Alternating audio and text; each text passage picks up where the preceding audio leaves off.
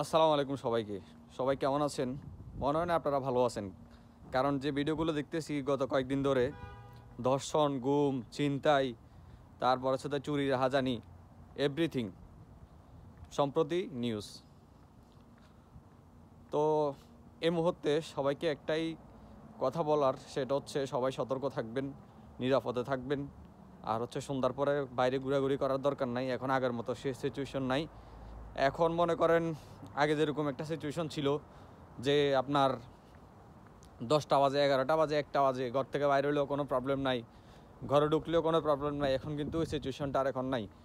এখন মাছারা সন্তান যেরকম রাস্তায় মনে করেন না বড় হয়, রাস্তার ছেলেদের মতো সেম সেম বাংলাদেশের মানুষগুলোর কন্ডিশনও সেম সেম হয়ে গেছে।